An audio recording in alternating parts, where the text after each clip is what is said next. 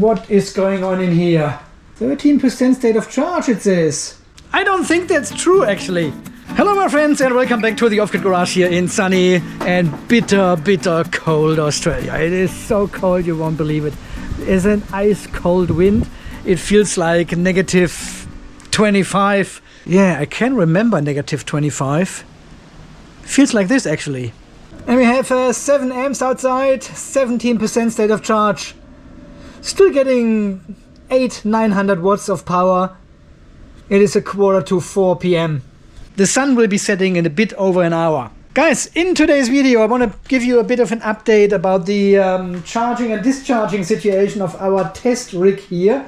4 Gobel Tower batteries with JK-Inverter BMS here. Top one has the version 19. This one, Slave 1, has version 14. And then we have the bottom 2 batteries as a slave with version 15 BMS.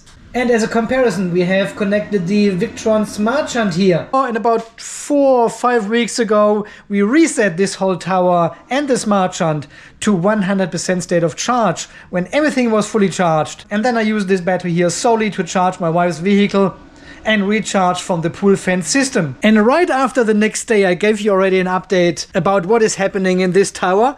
And we could already see a drift between the Victron Smart Shunt, which is our point of truth for this test, and the 4 different JK-BMSs in these batteries. And now it has been 4 weeks, 5 weeks or so, and we want to have another look how the state of charge of each of these BMSs compares to the Victron Smart Shunt. So the top battery, the version 19, is the master BMS, shows us 14% state of charge. Yeah. The first slave is the version 14 of the JK-BMS. So that's the oldest version we have, shows 21% state of charge. So quite a bit of a difference.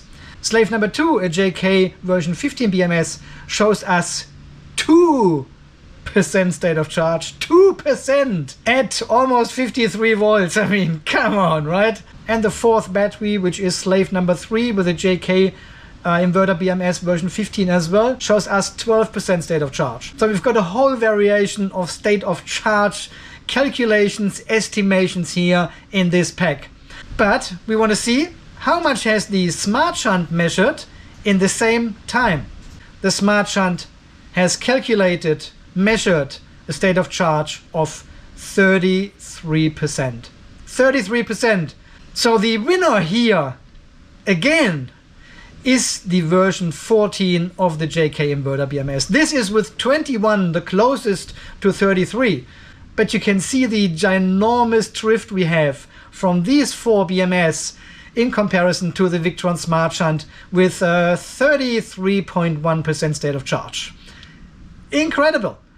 And this is mainly due to the fact that the Smart Shunt actually measures a current of 1.5 amps still, while the master of the JK-BMS registers only 0.3 amps going into all 4 of these BMS.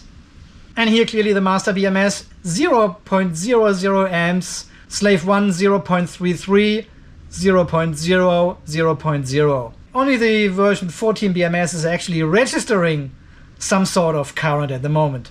And they're all started at exact 100% state of charge. All 4 batteries were fully charged to 100%, fully top balanced, and all the BMS were reset to 100%, the same as the Smart Shunt. And now we've got this huge difference after not even 4 weeks of not fully charging and resetting the BMS anymore. And the same with the Smart Shunt. It hasn't seen any 100% reset either. So, and in today's test I want to discharge this battery completely because my wife's car is pretty empty actually. She's driving around with 15 to 20% state of charge only. And I said, keep it low because I want to dump all this energy into your vehicle, which I want to do right now. And we want to see what these 4 BMS actually show when we discharge the battery further and go into the steep decline of the discharge curve of all these batteries. And of course we also want to check if the state of charge shown in the Victron Smart Shunt is actually correct. But before we do that, we want to have a look at 2 more graphs here, which are showing the charged and discharged energy of all these 4 BMS in comparison. Because someone could argue, well, this battery may have been discharged further, so it shows a lower state of charge. while the other one, the version 14 BMS, has not discharged as much as the other ones. So it has a higher state of charge. And all the BMSs are correct, but they have been charged and discharged differently. Yeah, and this is a very fair argument. So that's why we want to have a look at the history of the last 30 days of all these 4 BMS and see what's going on. You can see up here, it is the battery 0, the master, battery 1, battery 2 and battery 3, and we are comparing here the charged energy in kilowatt hours into these batteries every single day for the last 30 days. And we can immediately see that the yellow color seems to be charged more than all the other batteries. Yeah, it is always the highest. It gets the most amount of energy every single day. And the orange one is the battery which shows the lowest curve here. Yeah. So if you go for 1, 2, maybe 5, 6 days ago, you can see yellow is actually our slave number 1. Yeah. This is our version 14 BMS, which gets charged the most of all these 4 batteries. And it shows the closest state of charge to our Smart Shunt. The orange color is slave number 2, and this is throughout these 30 days the lowest charged battery. Slave number 2, this is the one with the highest drift of state of charge in comparison to the Victron Smart Shunt. 2% it shows at 53 volts. I mean, clearly not true.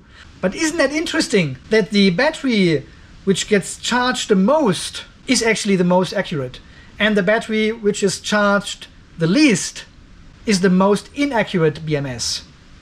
And here we've got the same graph for discharging. Well, I have discharged the battery only occasionally because we are getting only 2 kilowatt hours into the battery, and my wife doesn't use the car every single day, so she doesn't need to charge every day. But when we charged, we took a good chunk out of this battery here. We charged it with like 6, 7 kilowatt hours each battery, yeah. 2, 3.5, 1.9, 2.9. And this was on the 23rd. Okay, let me see if I can get here the 23rd. Here it is, 23rd. And what can we see here again? The yellow battery, the yellow BMS, which is slave number 1, the version 14, which is the most accurate, got discharged the most. It is the most accurate. And the orange one, which is slave number 2, which is the most inaccurate, is getting discharged the least. So why is this happening? Why are they not charging and discharging the same way? Well, I've got the negative connected down here, and I've got the positive connected down here coming from our Powerball 2.1053. So all these 4 batteries, they should charge fairly equal actually. They're all the same distance away from these connection points across the battery. But of course the internal resistance of all these batteries here is completely different. They are not the same.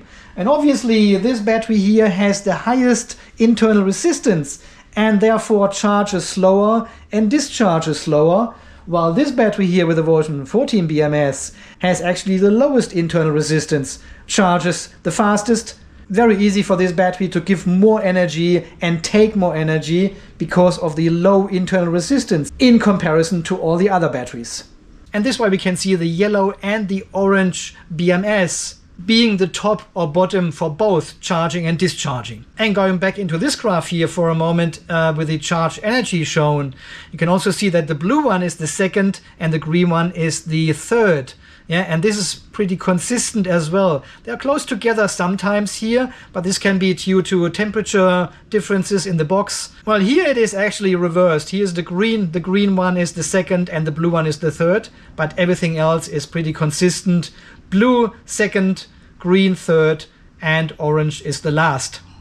And this is exactly what we can see here with the drift of the state of charge in comparison to the Smart Shunt. Yeah, if it is 12% or 14%, doesn't really matter. Obviously showing 2% at 53 volts is not correct, yeah? Be louder. Oh, the car is not plugged in. Give me a second here.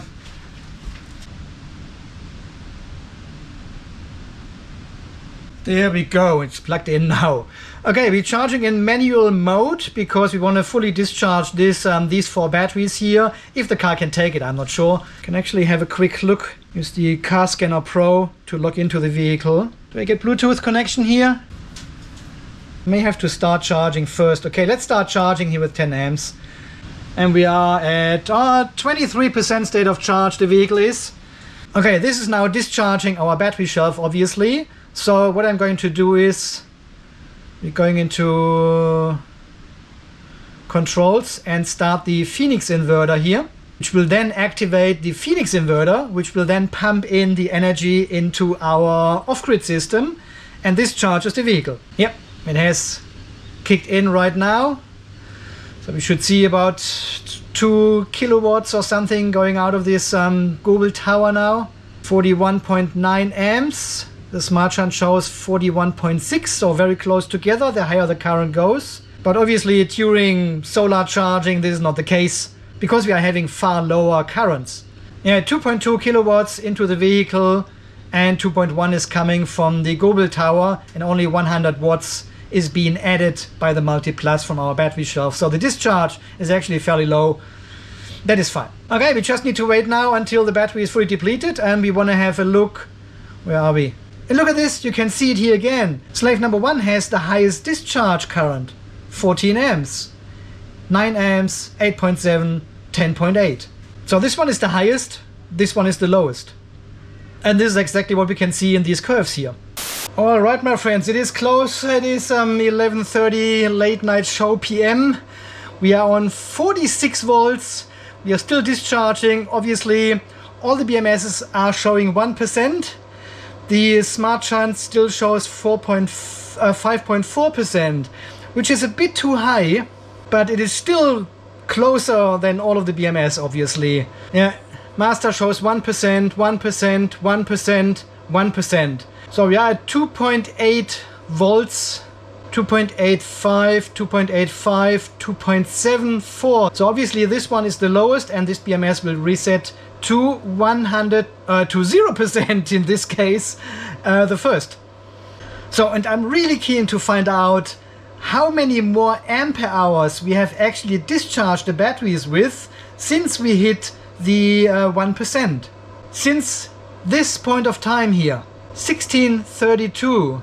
And when I look in here and find 1632 again, 1634, that's close enough. 445 ampere hours it was, but we obviously have still discharged the battery.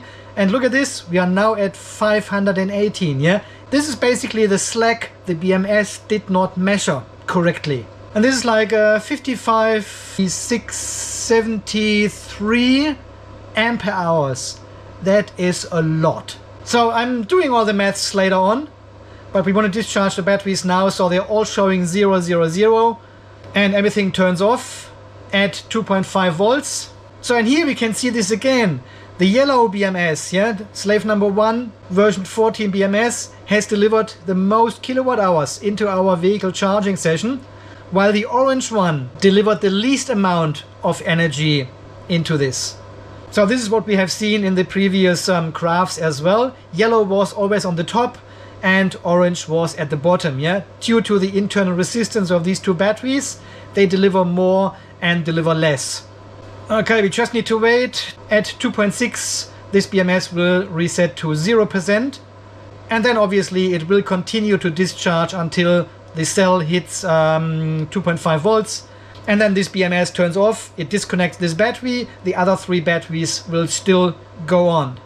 Well, that is so crazy, huh? Over 70 ampere hours missing in the calculation, the guesstimation, but obviously this state of charge calculation completely wrong. Wow. Okay, we are at 0% down here, still discharging, but we will see a 0 amp in a second, 2.496. So depending, yeah, that is 0 amps, this BMS is off. Current is increasing here, so we are discharging these batteries even faster now. 2.603, we are very close, and then we see 0%. 2.600, wow, that is 0%. And now we have to wait for 2.5 and the BMS turning off. Here our version 14 BMS just dipped under 2.6. There we go, 0%. And this one is not far off. Then we have all 3 BMSs, all 4 BMSs at 0%. So our SPED calibration center should already show 0 maybe? There it is, 0%. And 4.4% the Smart Shunt claims. So there it is, second one is off. Now everything has turned off. Yep, 2.4, 2.55. Yep, or everything is unavailable. Okay, so I'm resetting the Smart Shunt to 0% as well now. So what do you think about the Smart Shunt? 4.4% off with all these charging and discharging. No reset for the last 4 or 5 weeks. And 4.4% off. It's a lot better than any of these JK-BMSs, right? Let me do the maths here, present the numbers to you, but I will do this tomorrow afternoon when I come back, and then we talk about the precision of the different versions of the JK-Inverter BMS. You have a wonderful night. It is close to midnight now, and we see us tomorrow afternoon. Have a good night's sleep. Okay, my friends, I have now put all these numbers into one table here, and I want to present you with the result, which is fairly interesting actually. Okay, we can now see all 4 BMSs here, BMS 0, 1, 2, 3, which is the master, slave 1, slave 2, slave 3. These are the BMS models we have installed and the firmware we are running. Capacity of the battery. So when I started discharging this battery into my wife's vehicle, yeah, these were the state of charge the BMS showed. 14%, 21%, 2% and 12%. While the Smart Shunt showed 33.1%, right? So there was a huge difference, but version 14 was still a bit closer to the Smart Shunt than all the other BMS. I also noted the cycle capacity, and cycle capacity is basically 1 ampere hour into the battery or 1 ampere hour out of the battery, doesn't matter. It increases the cycle count by 1 ampere hour. It is just a counter running inside the BMS, counting all ampere hours going in and out. When we hit 1% state of charge with the BMS, I noted the time, 7:25 p.m. and the cycle capacity again. Because this was the point when the BMS basically said, I'm at 1%, I'm done, I'm empty. But of course, we still kept discharging the battery through this BMS, right? And I measured the time and the cycle capacity again once the battery was really empty. So once the first cell hit 2.6 volts and the BMS reset to 0%. So for the master BMS, we started at 7:25 and we kept it running until 11:43 p.m. So this is another 4 hours and 18 minutes of runtime. And we could discharge the master by another 48 ampere hours, which is 18% of the rated capacity. So 18% more capacity than the BMS initially showed. Yeah, the version 14 BMS, we started at close to 9 p.m. and it was running until 11:45. There was another 2 hours and 48 minutes only, and we could discharge another 31 ampere hours out of this battery. That is 10% more capacity than the BMS actually showed before we started the test. Slave number 2 with the version 15 BMS. We started at 4:22 and we finished at 11:44. There was a whopping 7 hours and 22 minutes of additional runtime. 79 ampere hours or 28% of the rated capacity. This is almost 1/3 of the rated capacity what the BMS just missed.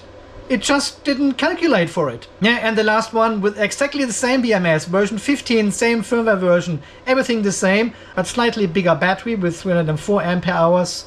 Starting at 7:01 p.m. and finishing at 11:36 p.m. Another 4 hours and 35 minutes. 54 ampere hours we could still discharge. This is 18% of the rated capacity. Wow. Yeah, so basically at the green area here, the BMS thought I'm at 1%, this is basically empty.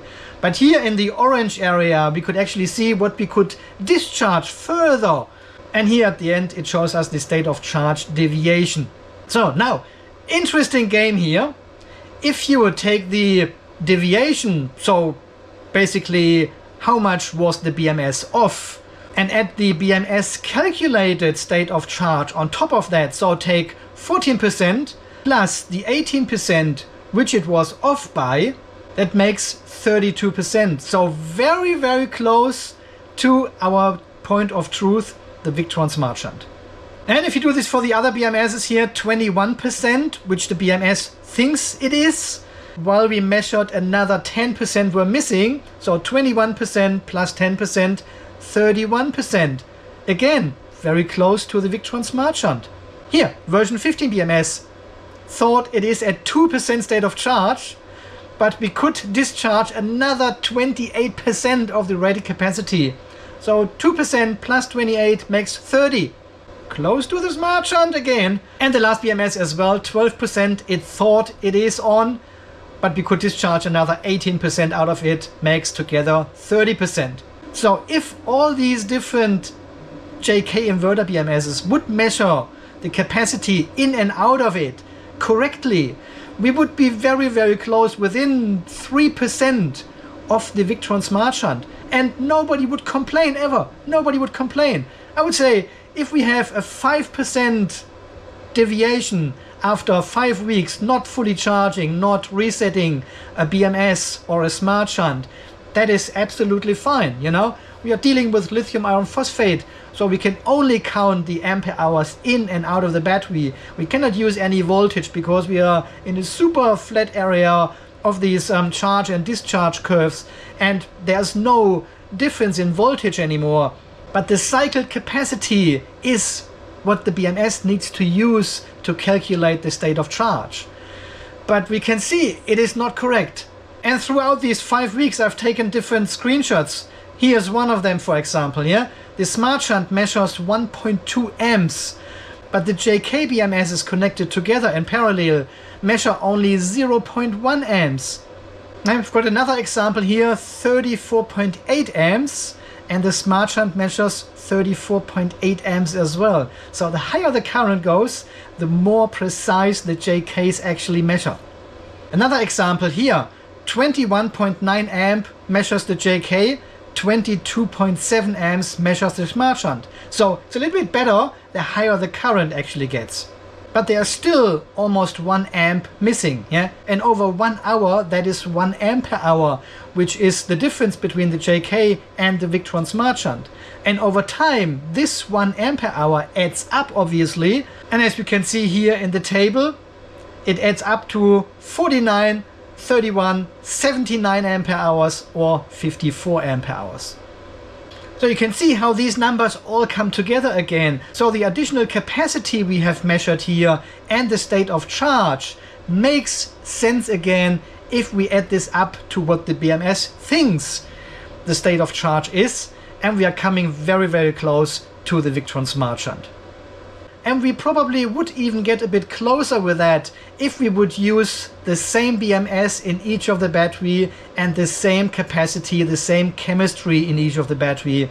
Now here we have 3 different chemistries basically. Yeah, this is the LF304, this is the LF280K, then we've got an MB314 and another LF280K. We've got different capacities and different chemistries here. And also not to forget, the BMS in the Slave 1 is only a 100 amp BMS, not like the other ones which are 200 amp BMS.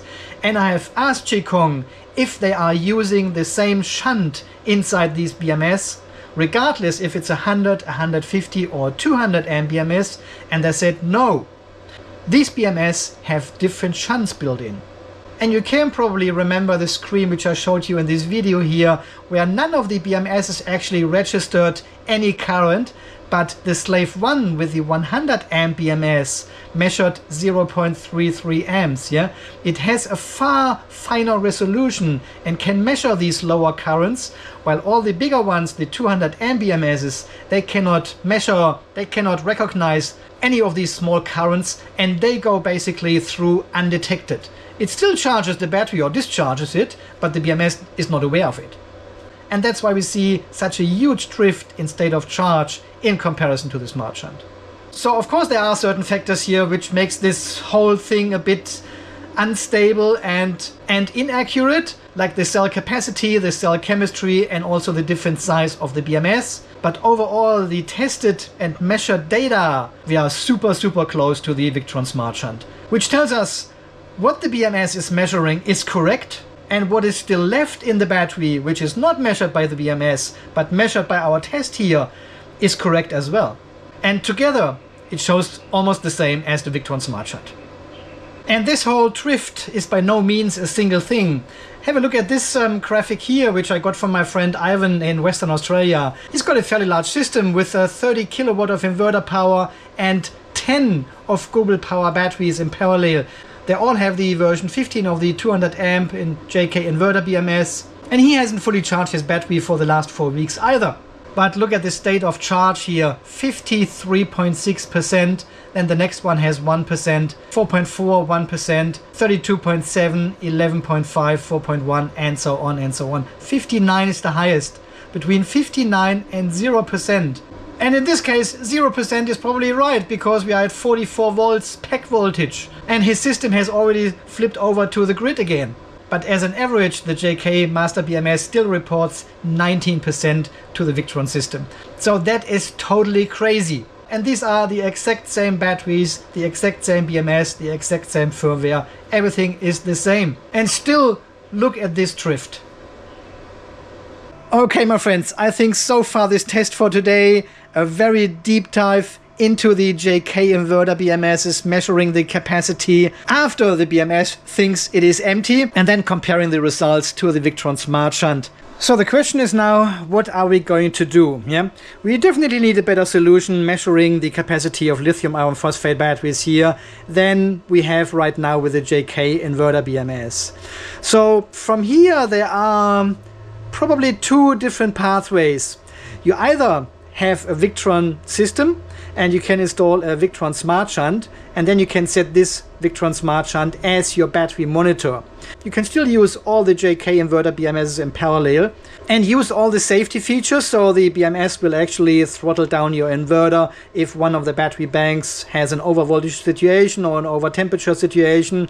So all the safety is still there, but you're using the Victron Smart Shunt as your point of truth and battery monitor in your system. And this one, as we have seen, calculates the true state of charge and capacity. But if you don't have a Victron system, you basically need additional hardware.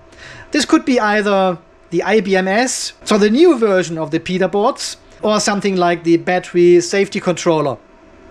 Yeah, both of these boards adding an additional layer of safety to your BMS, and they both can handle a Victron Smart Shunt as well. And you can set this one as your battery monitor. And then you just don't care about the state of charge, which are measured by your JK-Inverter BMS anymore. Let it show whatever it wants, doesn't matter. But both of these solutions cost additional money and additional effort, cabling, and a lot of work to set this all up correctly. So the third pathway forward would be actually to pressure JK-BMS to fix the state of charge calculation, the state of charge measurement, the current measurement in their BMS. But this would also mean that you probably have to upgrade your JK-Inverter BMS with a newer model and better measurement accuracy. So none of all these solutions is really satisfying, but leave your comments down below. What do you think? What can we do? And welcome to all the new subscribers here, 111,826 exactly. Welcome back to all the existing viewers. As always, a very special thanks goes to the people who are contributing to the channel, also leaving nice and beautiful comments, sharing these videos. So thank you very much for that. And until the next video, guys, you stay charged, stay safe, and thanks again for watching. See you then. Bye bye.